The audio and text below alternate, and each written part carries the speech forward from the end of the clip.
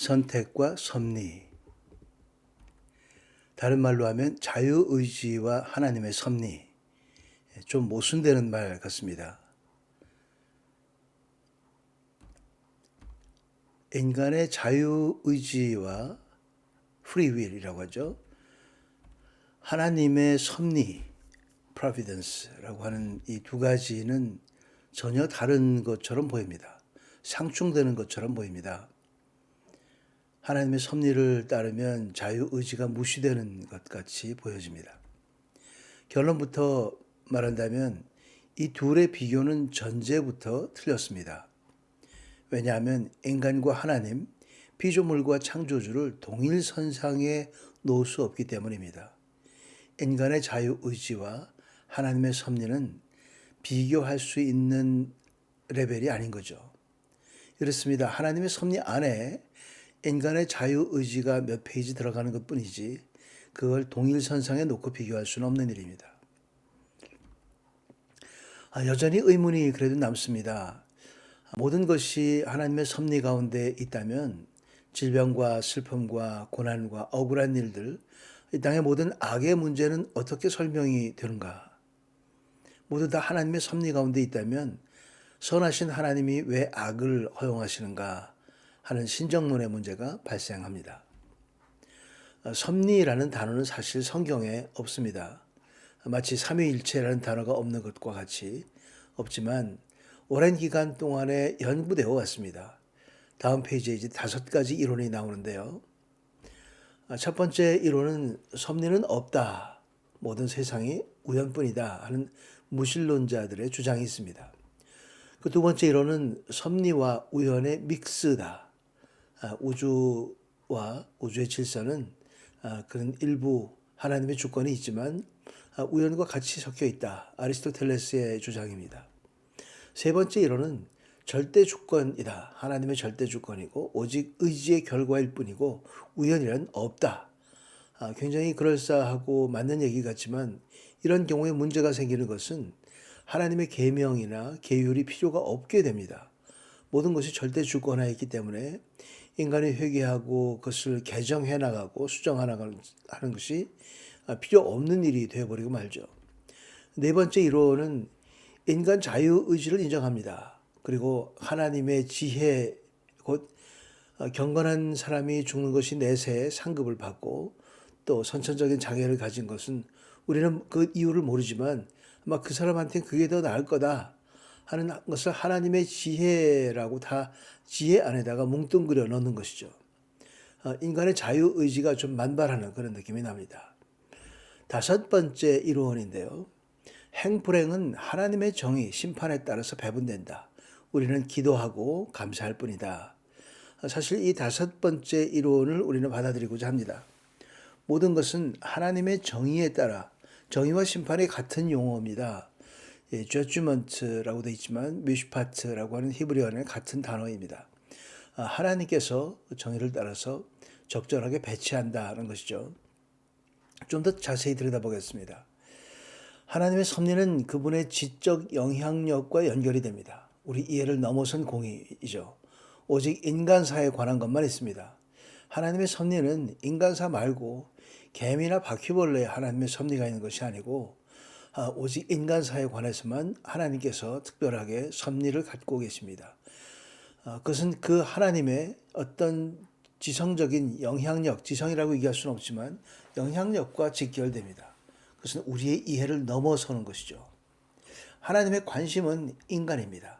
사람이 무엇이관데 시편 8편에 2번이나 나옵니다. 한 번은 하나님의 형상을 입은 사람의 얘기고 또 한 번은 죽을 수밖에 없는 유한한 인간, 연약한 인간입니다. 하나는 거룩한 인간이고 존중되어야 되는 인간이고 하나는 아주 질병 가운데 있는 결국 죽을 수밖에 없는 그런 인간, 파멸할 수밖에 없는 그런 인간입니다. 그 두 가지 종류의 인간을 얘기하면서 사람이 무엇이관데 하고 인간의 그 복합성을 얘기를 합니다. 주께서는 모든 사람에게 각자 자기의 행동과 행위의 열매에 따라 갚아주십니다. 이러면 32장입니다. 아까 얘기한 하나님의 정의, 그 심판에 따라서 배분된다 하는 그런 말씀이죠. 하나님은 사람의 길을 주목하시며 사람의 모든 걸음을 감찰하시나니. 욥기 4장 21절 말씀입니다. 그렇기 때문에 사람들의 행위에 따라서 그것을 벌하기도 하고 상 주시기도 하고, 하나님은 사람에게 관심이 많다는 것을 하나님의 섭리 안에 그것이 깊이 들어가 있다는 말씀이죠.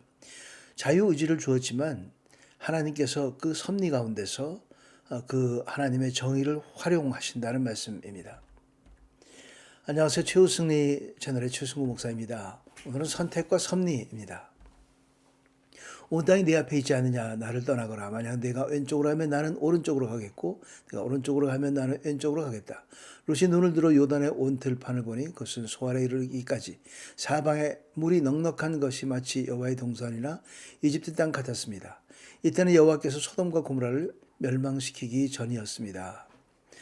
창세기 13장 9절 10절 말씀인데요. 이 전후로 보면 아브라함도 선택하고 실수할 때가 있었습니다.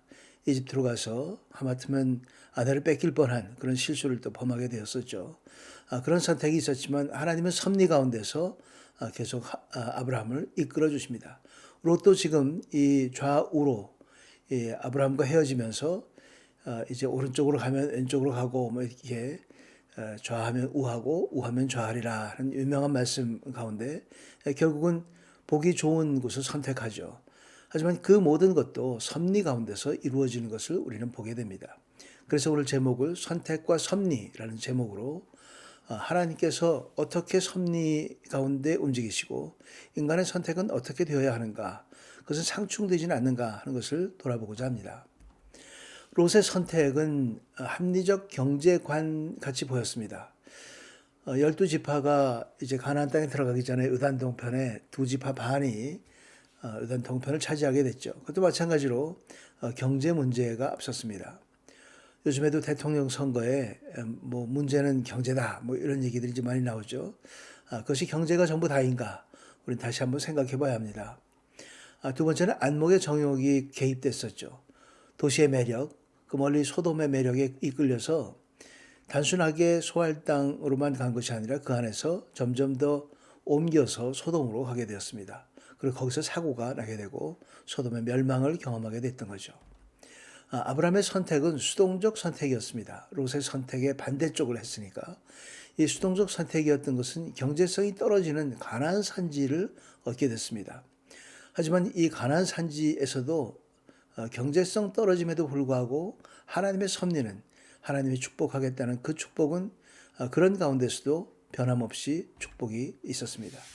참된 예배로 신앙을 회복하고 약속을 다시 받게 되었습니다. 중요한 부분이죠.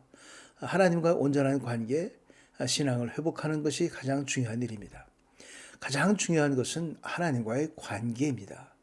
롯은 그만 경제를 보고 하나님과의 관계를 등한시했던 것을 보게 됩니다.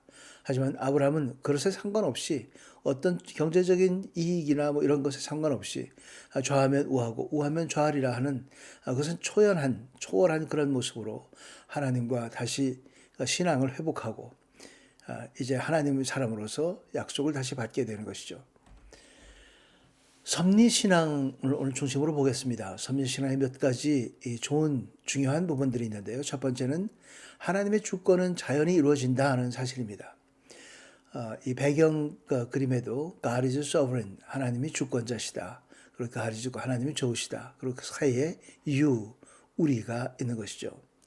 우리가 선택받아 있는 것입니다. 우리는 하나님의 주권을 누리고 또 하나님이 좋으신 하나님을 우리는 누리는 가운데 있습니다. 하나님의 주권은 자연스럽게 결국은 이루어집니다. 결국 진리가 승리한다는 말과 같은 동의어라고 볼 수 있습니다.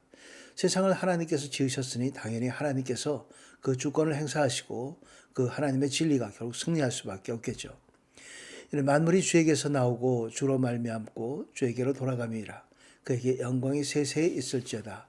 여러 번 반복해서 인용하는데 로마서 11장 36절, 로마서 11장 맨 마지막 절에 그렇게 from him, through him, into him 해서 하나님과의 관계, 만물과 하나님의 관계를 명확하게 표현했습니다. 시간을 만드신 분이 역사의 주관자입니다. 하나님께서 모든 것을 주관하시죠. 우리가 할 일은 그분 앞에 무릎 꿇고 겸손히 경배하는 일입니다. 하나님과의 관계, 하나님께 예배하는 일, 하나님을 인정하고 범사에 하나님을 인정하고 하나님께 경배하는 그런 모습으로 살아가는 것이 바로 우리의 할 일들입니다. 섭리신앙 두 번째인데요. 섭리신앙은 우리에게 위로와 소망을 준다는 사실입니다. 왜 내게 이런 일이 벌어지나? 굉장히 그런 일이 많죠. 신앙은 있는데 신앙이 있음에도 불구하고 나쁜 일이 생길 수 있고 또 선교사님들의 죽음 또 기타 정말 너무 억울하고 너무 분통 터지는 그런 일들. 하나님은 목적이 있습니다. 하늘에서 비와 눈이 내리면 땅을 적셔 싹이 나고 자라서 뿌릴 씨와 먹을 음식을 주기 전까지는 다시 하늘로 돌아가지 않는 것처럼 내 입에서 나가는 말도 내가 원하는 것을 이루고 내가 보낸 사명을 성취하지 않고는 허사로 내게 다시 돌아오는 일이 없을 것이다. 하나님의 말씀은 결국 그것이 이루어집니다. 하나님의 말씀은 이 땅에서 목적을 가지고 있습니다. 하나님께서 우리에게 생명을 주신 것도 하나님의 목적이 있기 때문입니다. 하나님의 그 큰 그림을 보아야 합니다. 살다 보면 우리는 좌절을 겪게 되고 또 우울할 때가 있고 속상할 때가 있지만 하나님의 그 큰 그림을 보면 다시 한번 위로를 얻고 소망을 바라보게 됩니다. 그것이 바로 섭리신앙에 근거합니다. 섭리신앙 세 번째인데요. 우리 내면의 깊은 갈망을 하나님은 중요시합니다.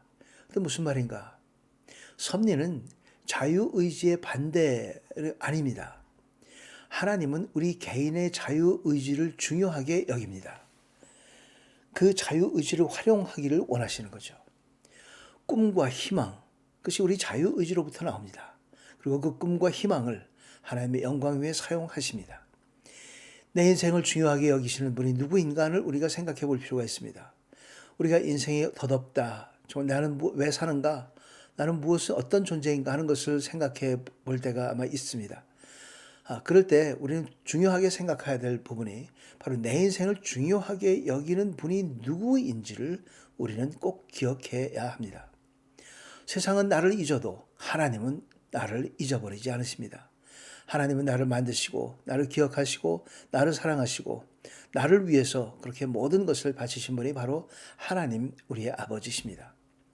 하나님은 나를 사랑하신다는 사실, 변치 않고 사랑하신다는 사실, 영원히 사랑한다는 사실을 우리는 기억하면서 우리 내면의 깊은 갈망도 하나님께서는 그것을 중요시 하셔서 그것을 이루어 주십니다. 우리에게 꿈과 희망이 있습니다. 섭리신앙 네 번째인데요. 삶이 감사함으로 가득해집니다. 하나님의 섭리로 모든 것이 이루어짐을 보면 얼마나 감사할 것이 많은지 모릅니다. 과거에 내가 행한 어리석은 일조차도 내게 유익이 되게 사용하시니 정말 감사하게 됩니다. 하나님이 내 안에서 시작하신 선한 일을 함께 완성해 가고 계심에 또한 감사를 드립니다. 빌립보서 2장 6절 말씀이죠. 바로 그렇기 때문에 범사에 감사할 이유를 발견하게 됩니다. 무엇 때문에 감사가 아니라 하나님께서 그렇게 나를 주장하시고 내 모든 것을 활용하시고 그것을 부서진 조각들을 이어 맞추듯이 맞춰주시기 때문에 우리는 감사하지 않을 수가 없게 됩니다.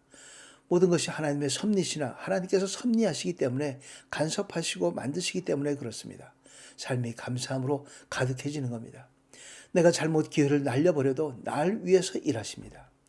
질병과 실수와 나쁜 상황도 그것이 전부 다가 아닙니다. 그것으로 끝나는 것이 아닙니다. 우리는 그것을 감사함으로 받아들이고 하나님의 놀라운 사건들을 우리가 같이 경험해 나가게 됩니다. 하나님은 내 모든 일을 중요하게 보시며 관여하십니다. 하나님은 창조주이시고 주관자이십니다. 내 모든 일을 가장 중요하게 보시고 관여하시고 그것이 아름다운 결말을 맺을 수 있도록 하나님께서 함께 하십니다. 그러고 나면 우리는 우리 삶이 얼마나 감사로 가득한 건지 얼마나 놀라운 것으로 가득한지를 새롭게 발견하게 됩니다. 그런 새로운 인생 사는 하나님과 함께 동행하는 삶을 사는 우리 모두가 되기를 주의 이름으로 축원합니다. 아버지 하나님 감사합니다. 이 땅에서의 우리 삶이 얼마나 의미 있고 귀한 것인지 일깨워 주셔서 감사드립니다. 범사가 아버지의 크신 계획과 뜻 아래 있음을 늘 기억하며 겸손히 예배드리는 자세로 살게 하여 주옵소서. 우리에게 생명 주신 그 목적에 합당하게 살며 아버지의 영광을 천하에 드러내도록 인도하여 주시옵소서. 예수 그리스도의 이름으로 기도드리옵나이다. 아멘. 끝까지 시청해 주셔서 감사합니다. 환절기인데요. 건강 조심하시고 또 다음 시간에 뵙겠습니다. 감사합니다.